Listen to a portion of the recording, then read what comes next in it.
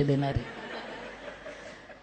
बाई नाही तर काही नाही. म्हणून मला आता विषयाला म्हणून सांगते, खरं सांगू, घरात 2 लेकरं असतात, मुलगी आणि मुलगा. बायकोला न्याय नक्की मिळावा, 7-12वर तर खात्रीने मिळावा. आणि ते सुरू झाली, आता कलम सुरू झालं. कारण कल्पना करा, आपण जगतो दररोज, घरामध्ये 2 मुलं असतात, हम दो हमारे दो, मुलगी आणि मुलगा. आई पहिलं काम पोराला सांगते, बेटा पाहुणे आले, तुझा बाप घरी नाही, 1 रुपयाचं दूध घेऊन ये. पोरग पटकन जातं का? आठवतं का तुम्हाला तुम्ही पटकन गेलेले? नाही जात. ते एक करते, दणादणा पाया पडते, घसरलेली चड्डी वर सरकवते, आडव्या हाताने नाक पुसते आणि आईला सांगते मी नाही जात जा. तरी आई सांगते अरे शेंगदाणे दिल, गुळ दिल, जा रे बेटा. त्यावेळेस ती आई काय करते माहिती, तोंडावर हात फिरवून सांगते जा रे.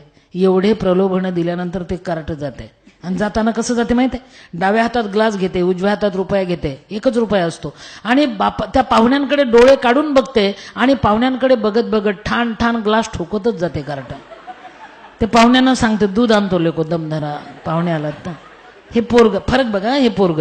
पोरीला सांगा बरं, वेळ आहे ना आपल्याला, संपला नाही ना, भरपूर आहे, भरपूर आहे. तुम्ही थकला नाही ना. पोरीला सांगा बघा, फरक बघा. पोरीला सांगा बेटा 1 रुपयाचं दूध घेऊन ये बाळ. ती काय करते माहिती आहे, लक्षात घ्या मी बोललेलं. ती एक नजर आईकडे पाहते, नजरेने सांगते काळजी करू नको, घेऊन येते, न बोलता.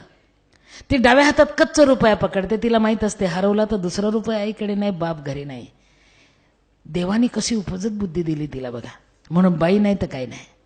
ती उजव्या हातात ग्लास घेते, पाहुण्यांकडे हळूच बघते, खाली मान घालते आणि पाहुण्यांच्या समोरून दुधाला जाताना फाटक्या फ्रॉकमध्ये ग्लास झाकून नेते. पाहुण्याच्या बापालाही ग्लास दिसू देत नाही, आपल्या बापाच्या घरी दूध नाही. फाटक्या फ्रॉकमध्ये ग्लास झाकून नेते, म्हणजे त्या पाहुण्यांना कळतच नाही ही दुधाला गेली. दूध घेऊन हळूच आईच्या हातात देते. म्हणून लक्षात घ्या, बापाची गरिबी झाकायसाठी मुलीचा जन्म आहे, देशाची वेदना झाकायसाठी स्त्रीचा जन्म आहे बाबा.